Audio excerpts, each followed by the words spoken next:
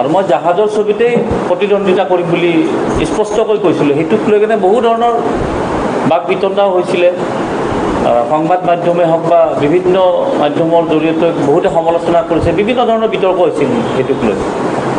গতিকে আজি খুব মোৰ কাৰণে, আমাৰ বৰপেটাবাসী ৰাইজৰ কাৰণে খুব ভাল খবৰ যে নিৰ্বাচন আয়োগে সকলো চালি জালি চাই দুলু আহমেদকে জাহাজৰ ছবিত আমাৰ প্ৰতীক চিহ্নত নিৰ্বাচনত প্ৰতিদ্বন্দ্বিতা কৰিবলৈ আজি অনুমোদন জনাই, আনুষ্ঠানিকভাৱে অনুমোদন জনায়।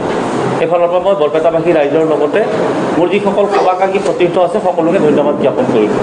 প্ৰতিটো দলৰ টাৰ্গেট মানে বিজেপি এজিপিৰ মিত্ৰজোঁটে কওক, ফণীভূষণ চৌধুৰী ডাঙৰীয়া তেখেতসকলৰ প্ৰাৰ্থী বা কংগ্ৰেছেই হওক বা যিবোৰ ৰাজনৈতিক দল, প্ৰায় সংখ্যক দলৰ টাৰ্গেট হৈ পৰিছে দুলু আহমেদ। বিজেপি আৰু অসম গণ পৰিষদৰ প্ৰক্ষেপিত প্ৰাৰ্থীগৰাকী ফণীভূষণ চৌধুৰীয়া ডাঙৰীয়াই কেৱল দুলু আহমেদক টাৰ্গেট কৰে। এফালে কংগ্ৰেছেও কেৱল দুলু আহমেদক টাৰ্গেট কৰে। ইয়াৰ দ্বাৰা এটা কথা স্পষ্টভাৱে বুজা যায় যে তাৰমানে মোৰ স্থিতি দিনক দিনে সবল হৈ আহিছে। আৰু এতিয়া এনেকুৱা ধৰণৰ ৰাজনীতি হৈছে, কিছুমান সংখ্যালঘু এৰিয়াত বিজেপিয়ে কংগ্ৰেছৰ হৈ প্ৰচাৰ কৰি আছে, বিজেপিৰ কৰ্মকৰ্তাৰ জৰিয়তে, যাতে সংখ্যালঘু ভোটটো বিভাজন হয় আৰু ফণীভূষণ চৌধুৰী জয়লাভ কৰিব পাৰে। যে বৰপেটা লোকসভা সমষ্টিত এইবাৰ বিজেপিৰ প্ৰাৰ্থী নাছিলে, এইটো অসম গণ পৰিষদক এৰি দিছিলে। তেনেস্থলত অসম গণ পৰিষদৰ প্ৰাৰ্থীগৰাকীৰ দুৰ্বল স্থিতি দেখি ৰাজ্যিক বিজেপিয়ে ভাৰতৰ প্ৰধানমন্ত্ৰীগৰাকীক ইয়াত বৰপেটা লোকসভা সমষ্টিৰ যিটো অন্তৰ্গত নলবাৰী বিধানসভা সমষ্টিত নিৰ্বাচনী ৰেলীত যে ফণীভূষণ চৌধুৰী ডাঙৰীয়াৰ উদ্ধাৰ অভিযানত স্বয়ং প্ৰধানমন্ত্ৰী নামিছে। এইটো মই কোৱা কথা নহয়। তাতকৈ ডাঙৰ কথা, প্ৰধানমন্ত্ৰীগৰাকীটো বিশ্বগুৰু বা তেখেতক বিভিন্ন ধৰণৰ উপাধি দি তেখেতক নামাকৰণ কৰে। ভাল কথা। মোৰ যিহেতু নিৰ্বাচনী যুদ্ধ, ইয়াত কাৰ কিমান শক্তি, সকলোৱে নিজৰ নিজৰ শক্তি প্ৰয়োগ কৰে। আপোনালোকে চাব, যোৱা 16 তাৰিখে মই বৰপেটা লোকসভা সমষ্টিৰ মনোনয়ন পত্ৰ দাখিল কৰিছিলোঁ আমাৰ উপায়ুক্তৰ কাৰ্যালয়ত। যোৱা 16 এপ্ৰিলৰ কথা কৈ আছোঁ মই।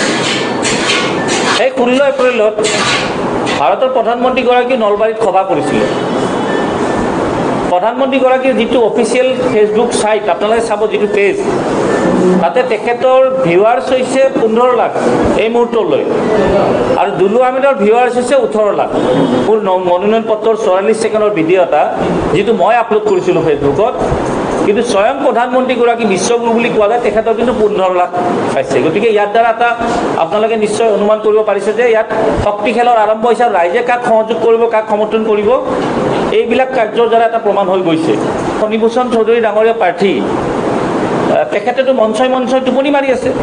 নিৰ্বাচনী যিবোৰ সভা য'ত হৈ আছে, প্ৰায় 3খন সভাত টোপনি মাৰিলে। এই টোপনি মাৰাটো তেখেতৰ নাটক। এইকাৰণে নাটক, তেওঁ সাংসদ হৈ যাব দিল্লীলৈ বিচৰা নাই। যদি এনেকুৱা মঞ্চই টোপনি মাৰি থাকে, তেতিয়া বৰপেটাবাসী ৰাইজে গম পাব যে এখেতৰ যাব ইচ্ছা নাই, টোপনি মাৰি আছে। এখেতক যদি আমি সাংসদ কৰি পঠিয়াই দিওঁ, তেওঁতো তাত একো কাম নকৰিব।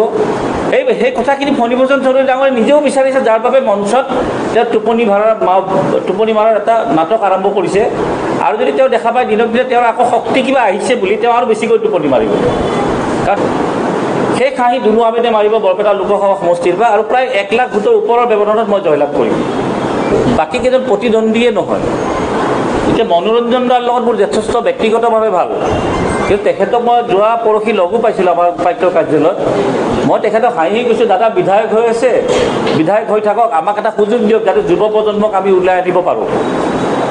তেওঁ কৈছে, নাই মোৰ আশীৰ্বাদ সদায় তোমাৰ লগত আছে।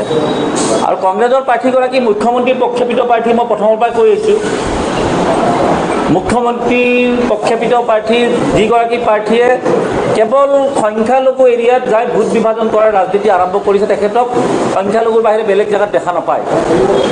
কংগ্ৰেছ দল বেয়া নহয়, নেতাৰ কাৰণে দলটোৰ এইটো অৱস্থা হৈছে। বৰ্তমান কংগ্ৰেছত কেৱল গৌৰৱ গগৈ আৰু প্ৰদ্যুৎ বৰদলৈৰ বাহিৰে বাকী সকলো বিজেপি এজেণ্ট। দেৱব্ৰত শইকীয়াৰ কথা মই কৈছোঁ, তেওঁ ভাল কাম কৰি আছে। এই তিনিগৰাকী নেতাৰ বাহিৰে বাকী সকলো বিজেপি এজেণ্ট, বিজেপিৰ কাম কৰিছে, মুখ্যমন্ত্ৰীৰ কাম কৰি আছে, হয়নে? উজনিত সৰ্বানন্দ মৰে, লুৰিণজ্যোতি গগৈ মৰে, ক'ৰবাত তেখেতসকলে কাজিয়া কৰে, EVM বেয়া হয়, কিবা ৰেগিং হয়, হেকিং হয়, কোনোবা জয়লাভ কৰে, মোৰ কোনো সম্পৰ্কই নাই। মোক বৰপেটাত আপোনালোকে শান্তিৰে নিৰ্বাচনটো খেলিব দিয়ক আৰু বৰপেটাত শেষ খাই দুলু আহমেদে মাৰিব। লুৰিণজ্যোতিও জাহাজৰ মালিক হয়, ময়ো জাহাজৰ মালিক হয়, আজিতো প্ৰমাণ হ'ল। জাহাজৰ একেখনে জাহাজ আপোনালোকে চাব। মই 37% ভোট পাইছিলোঁ, তেওঁ 14%। মোৰ স্বত্বটো বেছিয়ে থাকিব এতিয়া। তেওঁৰ জাহাজ তেওঁ চলাই আছে, তেওঁৰ পাৰ্চেণ্টেজ হৈ গ'ল 14% যোৱা বিধানসভা নিৰ্বাচনত, আৰু মোৰ হৈ গ'ল 36%। গতিকে মোৰ জাহাজৰ শক্তিটো বেছি আছে। জাতীয় পৰিষদে CPM-ৰ সমৰ্থন লৈছে ডিব্ৰুগড়ত, ইয়াতে CPM-ক সমৰ্থন কৰিব লাগিব। বিগ ব্ৰাদাৰ কংগ্ৰেছৰ ভূমিকা কি হ'ব? আৰু যদি কংগ্ৰেছক যদি সমৰ্থন কৰে, তে CPM-ক ধৰিব CPM-এ যে আমি আপোনালোকক সমৰ্থন দিছোঁ আৰু আপোনালোকে সমৰ্থন লৈ কেনে ধন্যবাদো জনাইছে। গতিকে মই ভাবোঁ লুৰিণজ্যোতি গগৈ ইয়াতে প্ৰচাৰ কৰিব নাহে বৰপেটাত, তাতে আৰু দুলু আহমেদ আছেই। মইতো চাই আছোঁ কাক প্ৰচাৰ কৰে, মইতো লক্ষ্য কৰি আছোঁ। এতিয়া যিবোৰ জাতীয় পৰিষদৰ লগত জড়িত আছিলে, তেখেতসকলে এটা কথা নেতৃত্ব কৈ আছে যে দুলু আহমেদ বাদ দি ইয়াতেতো বিৰোধী ঐক্য মঞ্চৰ দুগৰাকী প্ৰাৰ্থী হ'ল, ফণীভূষণ মনোৰঞ্জনো হ'ল আৰু এইগৰাকী দীপবাইনো হ'ল, আমি কাক সমৰ্থন কৰিম? কৈছে নহয় তোমালোকে বহি থাকা।